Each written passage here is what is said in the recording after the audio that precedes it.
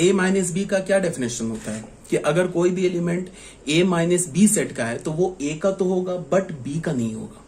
तो हमने क्या बोला, x belongs to A and x not belongs to B. तो इसको हमने क्या बोला, x belongs to A and अगर b का नहीं है तो b कंप्लीमेंट का है। तो फिर क्या हो गया, x belongs to A intersection b complement, if and only if. तो हमने क्या लिया, x belongs to A minus B if and only if x belongs to A intersection b complement. तो हमें क्या पता चल गया, a minus B is the subset, ये सॉरी सबसेट नहीं, a minus B is equal to A intersection b complement. ठीक है, ये था हमारा मेथड नंबर 1। अब बच्चों आ जाओ मेथड नंबर 2 में। मेथड नंबर 2 में क्या बोल रहा है कि लेट एक्स बी, वही सबसेट वाला प्रूफ करेंगे मेथड नंबर 2 से। Let x be any arbitrary element of A minus B. X हमने कोई भी रैंडम एलिमेंट या आर्बिटरी एलिमेंट उठा लिया ए माइनस बी का। तो अगर एक्स ए माइनस बी का एलिमेंट है तो एक्स ए का एलिमेंट है एंड एक्स बी का एलिमेंट नहीं है। तो अगर एक्स बी का एलिमेंट नहीं है तो फिर बी कंप्लीमेंट का एलिमेंट है, बीच में एंड है तो इंटरसेक्शन आ गया। तो एक्स एलिमेंट क्या हो गया, ए इंटरसेक्शन बी कंप्लीमेंट का। तो एक्स किसका एलिमेंट हम लेके चले थे, ए माइनस बी का। किसका एलिमेंट मिल गया, ए इंटरसेक्शन बी कंप्लीमेंट का।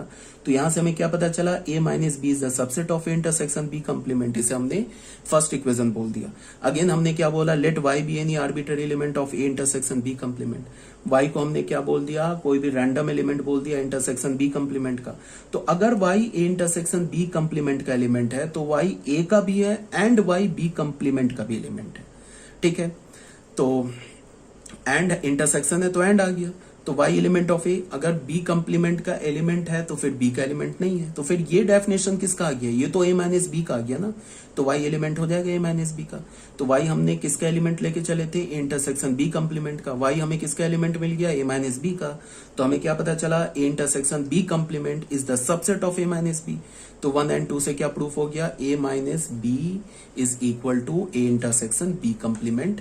ये हो गया हमारा। ठीक है, अब बच्चों आ जाओ मेथड नंबर 3, ये वेन डायग्राम से।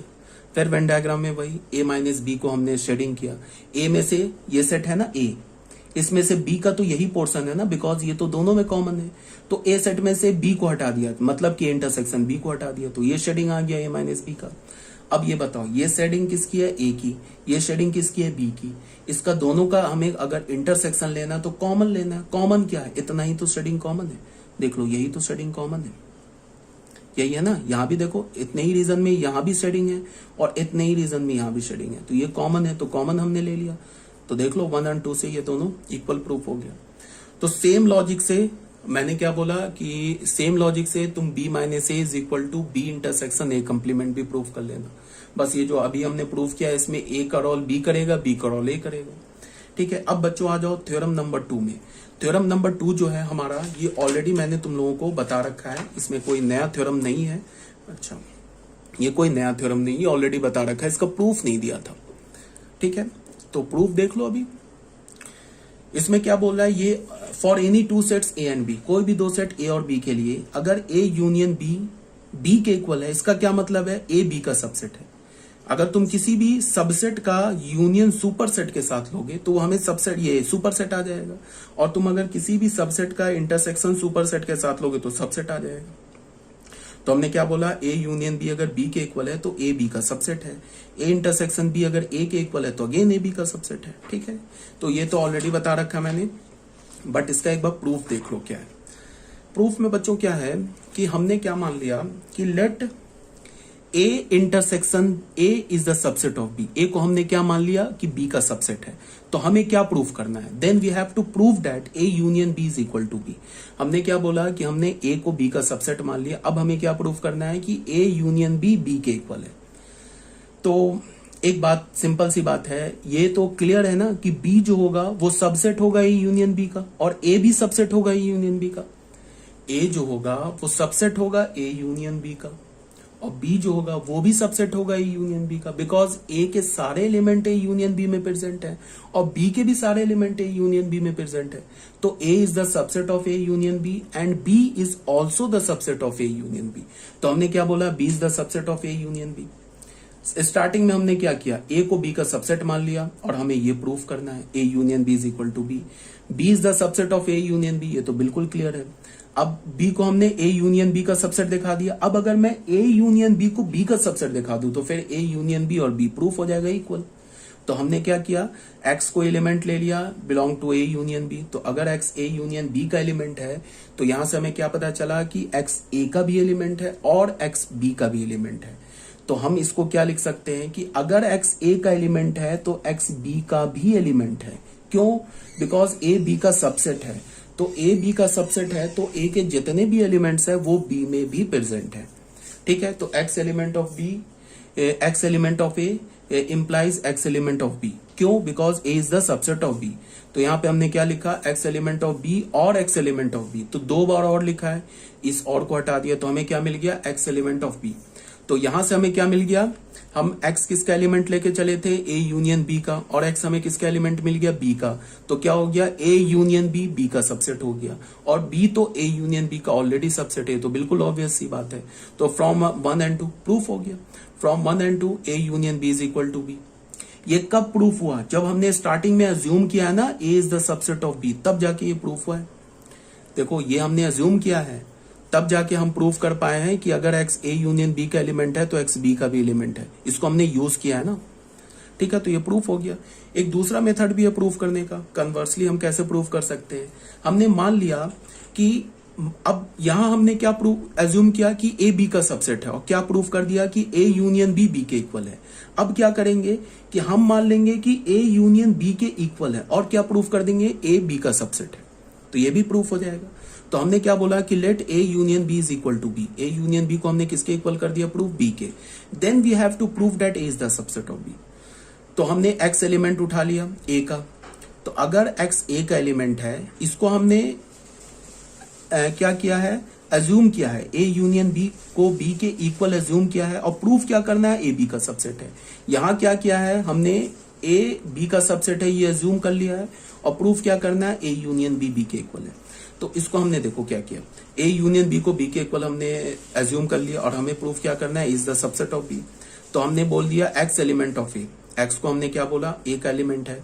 तो अगर एक्स ए का एलिमेंट है तो एक्स ए यूनियन बी का भी एलिमेंट है। क्यों? बिकॉज जो एलिमेंट ए में होगा, अगर एक्स ए में होगा तो वो ए यूनियन बी में भी होगा। तो X element of A implies X element of A union B. तो अगर एक्स ए यूनियन बी का एलिमेंट है तो एक्स बी का एलिमेंट है। क्यों? बिकॉज हमने अज्यूम किया ना A union B is equal to B. तो अगर एक्स ए यूनियन बी का एलिमेंट है तो एक्स क्या है हमारा, बी का भी एलिमेंट है। तो यहां से हमें क्या पता चल गया, A is the subset of B. ठीक है, 10 ए यूनियन बी अगर बी के इक्वल है तो ये क्या इंप्लाई कर रहा है, ए बी का सबसेट है। तो ये भी हेंस प्रूफ हो गया। यहां पे हमने क्या किया था, ए को बी का सबसेट मान लिया था, एज्यूम कर लिया था, फिर हमने प्रूफ कर दिया A union B is equal to B. Second में हमने क्या किया है, ए यूनियन बी को बी के इक्वल माना, फिर प्रूफ कर दिया is the subset of B, तो भी प्रूफ हो गया। ठीक है, यहां तक कोई डाउट नहीं होनी चाहिए। अब बच्चों आ जाओ सेकंड पार्ट में। सेकंड पार्ट में क्या बोल रहा है कि if A is the subset of B. अब सेकंड पार्ट क्या हमारा, सेकंड पार्ट है भाई ये तो A intersection B is equal to A, if and only if A is the subset of B. Same logic लगेगा। ठीक है, हमने क्या बोला कि let A is the subset of B. हमने सबसे पहले क्या मान लिया कि ए बी का सबसेट है, तो हमें क्या प्रूफ करना है कि ए इंटरसेक्शन बी ए के इक्वल है। ठीक है, तो सबसे पहली बात है क्या, ये तो ऑब्वियस ही बात है, ए इंटरसेक्शन बी ए का सबसेट होगा। क्यों होगा, बिकॉज ए इंटरसेक्शन बी में ए के भी एलिमेंट होंगे, बी के भी एलिमेंट होंगे। तो ए के और बी के कॉमन एलिमेंट होंगे ना, तो जो कॉमन एलिमेंट होंगे वो तो ए में भी प्रेजेंट होगा। तो A intersection B is the subset of A, इसको हमने फर्स्ट इक्वेशन मान लिया। ठीक है, फिर हमने बोला कि x अगर a का एलिमेंट है तो उसको हम लिख सकते हैं ना x element of a and x element of b, इससे तो कोई प्रॉब्लम नहीं है। तो x एलिमेंट है a का, तो x एलिमेंट इस a की जगह b डाल दिया। क्यों? क्योंकि हमने स्टार्टिंग में अज्यूम किया कि a b का सबसेट है। तो अगर a b का सबसेट है तो अगर a में कोई एलिमेंट प्रेजेंट है तो वो b में भी प्रेजेंट है। तो हमने यहाँ पे x एलिमेंट ऑफ a की जगह क्या रिप्लेस कर दिया, x एलिमेंट ऑफ b। तो x element of a and x element of b implies x element of a intersection b। तो यहां से क्या हो गया, x a का एलिमेंट लेके चले थे और किसका x मिल गया एलिमेंट, a इंटरसेक्शन b का। तो हमें क्या पता चला, a is the subset of a intersection b। ठीक है, 1 में क्या मिला है, a intersection b is the subset of a। Second में क्या मिला है, a is the subset of a intersection b। तो from 1 and 2 a intersection b is equal to a, ये प्रूफ हो गया। यहां हमने क्या किया है कि हमने a b का सबसेट है ये अज्यूम किया है, और a इंटरसेक्शन b को a के इक्वल प्रूफ किया है। ठीक है, अब सेकंड में फिर क्या करेंगे कि ए इंटरसेक्शन बी को ए के इक्वल एज्यूम कर लेंगे और फिर ए को बी का सबसेट दिखा देंगे। तो हमने क्या किया, let A intersection B is equal to A, ये एज्यूम कर लिया और we have to prove that A is the subset of B. और हमें क्या प्रूव करना है, ए बी का सबसेट है। तो ठीक है, यहां पे अब मैं क्या लिख रहा हूं कि x अगर a का एलिमेंट है तो x a इंटरसेक्शन b का भी एलिमेंट होगा। बिल्कुल ऑब्वियस सी बात है, बिकॉज जो एलिमेंट a में प्रेजेंट है, अगर मैं बोल रहा हूं कि x एलिमेंट है a का, तो यहां पे कुछ ठीक है, अगर x एलिमेंट है a का तो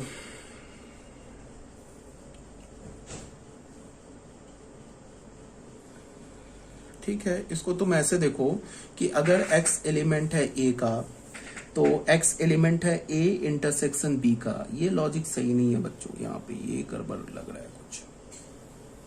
बिकॉज अगर कोई भी रैंडम एलिमेंट a का है तो वो a इंटरसेक्शन b का एलिमेंट हो भी सकता है ना।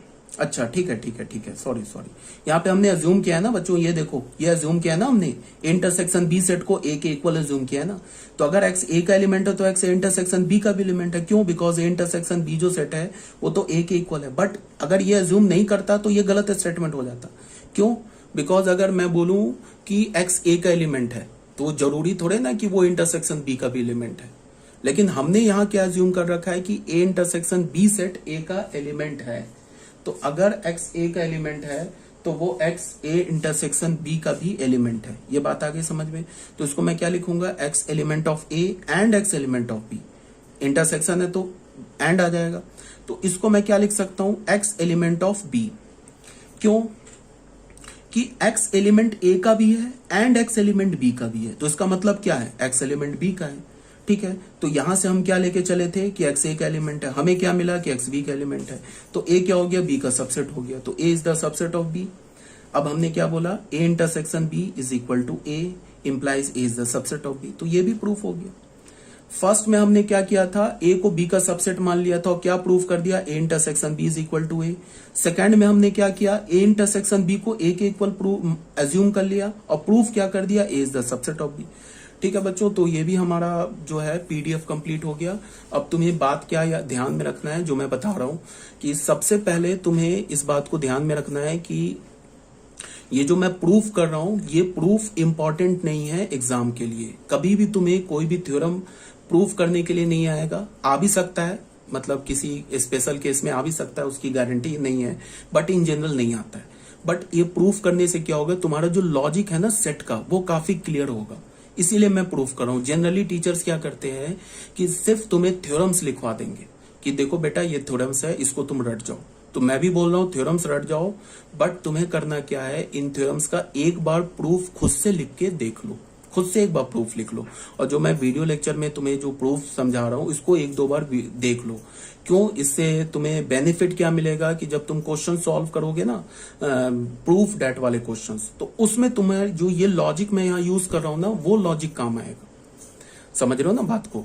बहुत सारे अभी क्वेश्चंस आएंगे जब मिसलेनियस का तुम एक्सरसाइज करोगे ना एनसीईआरटी से, तो बहुत सारे क्वेश्चन आएंगे प्रूफ डेट वाले कि proof that this set is equal to this. तो ये लॉजिक काम आएगा। जैसे बोलेगा कि proof that A set is equal to B, तो हम क्या लॉजिक यूज कर लेंगे, ए को बी का सबसेट प्रूफ कर देंगे, बी को ए का सबसेट प्रूफ कर देंगे और फाइनली लिख देंगे इज इक्वल टू बी। तो ऐसे लॉजिक यूज करेंगे। जहां पे मैंने एंड में क्या लॉजिक यूज होता है, और में क्या लॉजिक यूज होता है। अगर मैंने बोला कि एक्स एलिमेंट नहीं है ए यूनियन बी का, तो इसका मतलब क्या हुआ कि एक्स एलिमेंट नहीं है ए का एंड एक्स एलिमेंट नहीं है बी का। और अगर मैंने बोला कि x एलिमेंट नहीं है a इंटरसेक्शन b का, तो इसका क्या मतलब हुआ, x नहीं एलिमेंट है a का और x नहीं एलिमेंट ऑफ b का। तो ये जो सिंपल छोटे छोटे कंसेप्ट जो आ रहे हैं ना, ये तुम्हें कहाँ यूज में आएगा, जब तुम क्वेश्चन सॉल्व करोगे प्रूफ डेट वाले क्वेश्चन। तो ये ऐसा नहीं है कि मैं तुम्हारा टाइम वेस्ट कर रहा हूं या तुम्हें मैं फालतू का एक्स्ट्रा पढ़ा रहा हूं। समझ रहे हो बात को? एक्स्ट्रा नहीं पढ़ा रहा हूं, ये प्रूफ यूज कर रहा हूं जिससे तुम्हारे सेट के जो कंसेप्ट है ना, ये जो सेट के लॉजिक्स है ना, वो ज्यादा क्लियर होंगे। तो इसको हम कहाँ यूज कर लेंगे, प्रूफ डेट वाले क्वेश्चन में। तो अभी हमारा जो अलजेब्रा ऑफ सेट्स है ये कंप्लीट नहीं हुआ है। अभी समझो 2 पीडीएफ और मुझे सेंड करना है। एक पीडीएफ में सेंड करूंगा अलजेब्रा ऑफ सेट्स में कुछ और थ्योरम्स है जिसको हमें प्रूव करना है, और एक दूसरा मैं तुम्हें पीडीएफ सेंड करूंगा जिसमें number of elements in a set होगा। तो ये जब दोनों पीडीएफ कंप्लीट हो जाएगा तो हमारा ये सेट चैप्टर कंप्लीट हो जाएगा। ठीक है फिर, ओके।